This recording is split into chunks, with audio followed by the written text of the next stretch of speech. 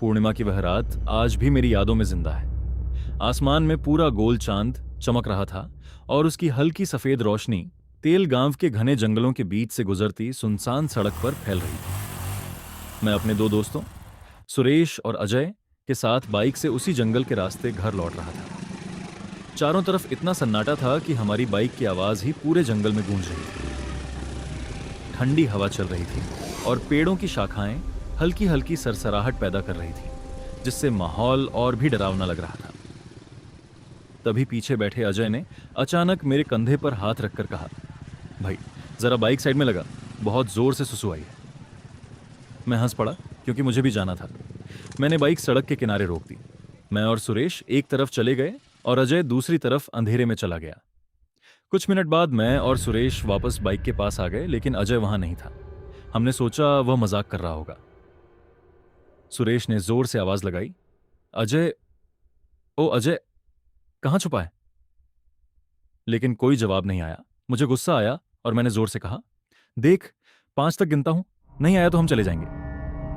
मैंने गिनना शुरू किया, 1 2 3 4 5, और जैसे ही मैंने 5 कहा, जंगल के अंदर से एक भयानक चीख गूंजी, भाई बचाओ। हम दोनों सन्न रह गए। फिर दूसरी चीख आई, मुझे छोड़ दो, छोड़ दो। इस बार आवाज साफ थी, वह अजय की ही आवाज थी। हम दोनों बिना सोचे जंगल की तरफ दौड़ पड़े। कुछ मीटर अंदर जाते ही सूखे पत्तों पर हमें खून के धब्बे दिखाई दिए।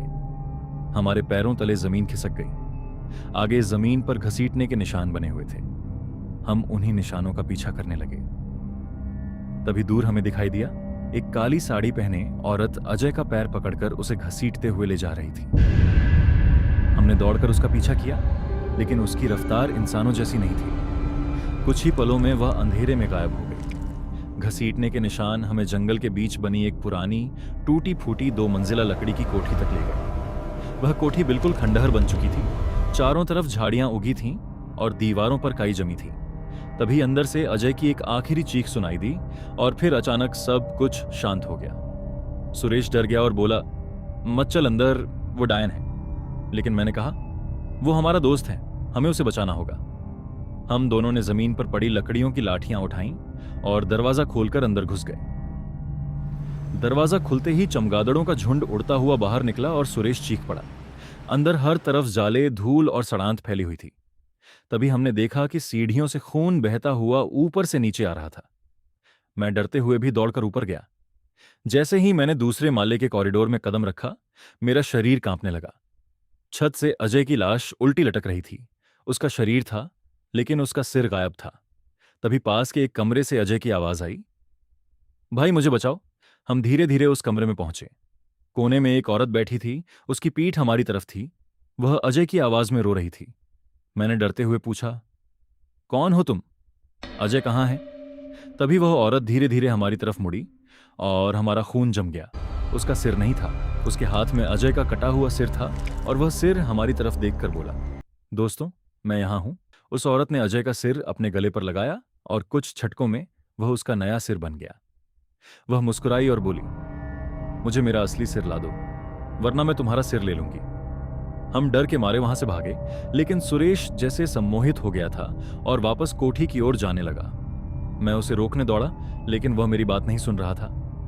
कुछ देर बाद मैंने देखा, वह अपने ही हाथ से छुरी से अपना सिर काट चुका था। यह देखकर मेरी हालत खराब हो गई। मैं भागकर बाहर निकलना चाहता था, लेकिन दरवाजे पर वही औरत खड़ी थी। उसने कहा, मेरा सिर ढूंढ कर ला, तभी बच पाएगा। डर के मारे मैंने उसकी बात मान ली। उसने बताया कि सालों पहले कुछ लड़कों ने उसका और उसके पति का खून किया था और उसका सिर तालाब में फेंक दिया था। मैं कोठी के पीछे वाले तालाब तक गया। घंटों तक कीचड़ में खोजता रहा। आखिर मुझे उसका खोपड़ी जैसा सिर मिल गया। मैं उसे लेकर आया और उसकी कब्र खोदकर उसके शरीर के साथ जला दिया। जैसे ही आग भड़की, आसमान में एक चमकती रोशनी उठी और वह आत्मा मुक्त हो गई। उस रात के बाद मैं किसी तरह अपनी जान बचाकर वहां से भाग गया। आज भी मैं उस जंगल के पास नहीं जाता, लेकिन लोगों का कहना है कि पूर्णिमा की रात वहां से गुजरने वालों को आज भी एक डरावनी आवाज सुनाई देती है, मुझे मेरा सिर ला दो। उस डरावनी घटना को 1 साल बीत चुका था, लेकिन मैं आज भी उस रात को भूल नहीं पाया था। जब भी आंखें बंद करता, मुझे वही खौफनाक दृश्य दिखाई देने लगते। अंधेरा जंगल, खंडहर कोठी, खून से सनी सीढ़ियां और वह सिरकटी औरत जिसकी आवाज अब भी मेरे कानों में गूंजती रहती थी। मैंने उस रात की सच्चाई किसी को नहीं बताई थी। गांव वालों और पुलिस को बस इतना कहा कि मेरे दोनों दोस्त जंगल में लापता हो गए। धीरे धीरे जिंदगी फिर पटरी पर आने लगी, लेकिन अंदर का डर कभी खत्म नहीं हुआ। समय गुजरता गया और देखते देखते ठीक 1 साल बीत गया। उस दिन भी पूर्णिमा थी। आसमान में वही चमकता हुआ चांद था जैसा उस रात था। मैं अपने घर की छत पर बैठा चुपचाप चांद को देख रहा था। हवा में हल्की ठंडक थी, लेकिन अचानक मेरे शरीर में अजीब सी घबराहट होने लगी। दिल तेज तेज धड़कने लगा और ऐसा लगा जैसे कोई मुझे दूर से पुकार रहा हो। तभी मेरे कानों में बहुत धीमी आवाज आई, राहुल। मैं चौंक कर उठ बैठा, चारों तरफ देखा, लेकिन वहां कोई नहीं था। मैंने सोचा शायद मेरा भ्रम होगा, लेकिन कुछ ही सेकंड बाद फिर वही आवाज आई, इस बार बिल्कुल साफ और पास से, राहुल, तुमने मुझे मुक्त किया था, याद है? मेरे शरीर में सिहरन दौड़ गई। यह आवाज उसी औरत की थी। मेरा गला सूख गया। मैं भागकर नीचे कमरे में आया और दरवाजा बंद कर लिया, लेकिन आवाज रुक नहीं रही थी। वह जैसे मेरे दिमाग के अंदर गूंज रही थी। वह बोली, तुम्हें फिर आना होगा। मैं डरते डरते बोला, क्यों? कुछ पल सन्नाटा रहा, फिर उसकी आवाज आई, क्योंकि मेरी मुक्ति अधूरी है। तुमने मेरा सिर और शरीर तो जला दिया, लेकिन जिन लोगों ने मेरा खून किया था उनकी आत्माएं अब भी वहीं भटक रही हैं। जब तक उन्हें शांति नहीं मिलेगी, मैं भी पूरी तरह मुक्त नहीं हो सकती। यह सुनकर मेरे पैरों तले जमीन खिसक गई। मैं समझ गया कि वह उन 3 लड़कों की बात कर रही थी जिन्होंने सालों पहले उसका और उसके पति का खून किया था। डर तो बहुत लग रहा था, लेकिन मैं जानता था कि अगर मैंने उसकी मदद नहीं की तो शायद वह आत्मा मुझे भी नहीं छोड़ेगी। अगले दिन मैंने हिम्मत जुटाकर गांव के बुजुर्गों से उस कोठी के बारे में जानकारी ली। उन्होंने बताया कि सच में कई साल पहले वहां एक दंपति की बेरहमी से हत्या हुई थी। पुलिस ने 3 लड़कों को पकड़ भी लिया था, लेकिन कुछ महीनों बाद वे तीनों जेल में रहस्यमय तरीके से मर गए थे। ये सुनकर मेरे रोंगटे खड़े हो गए। मतलब उनकी आत्माएं भी उसी कोठी में फंसी हुई थी। उस रात मैं कांपते दिल के साथ फिर उसी जंगल की तरफ निकल पड़ा। हाथ में टॉर्च थी और दिल इतनी तेजी से धड़क रहा था जैसे सीने से बाहर निकल आएगा। जैसे जैसे मैं कोठी के पास पहुंचा, हवा अचानक ठंडी हो गई और पेड़ों की शाखाएं जोर जोर से हिलने लगीं। कोठी पहले से भी ज्यादा डरावनी लग रही थी। दरवाजा अपने आप चरमराते हुए खुल गया। मैं धीरे धीरे अंदर गया। चारों तरफ सन्नाटा था। तभी ऊपर से किसी के चलने की आवाज आई। मैं डरते हुए सीढ़ियां चढ़ने लगा। हर कदम पर लकड़ी चरमराने लगी। जैसे ही मैं ऊपर पहुंचा, कॉरिडोर में मुझे 3 परछाइयां दिखाई दी। धीरे धीरे वे साफ होने लगीं। वे तीनों आदमी थे, चेहरे विकृत, आंखें लाल और शरीर काले धुएं जैसा।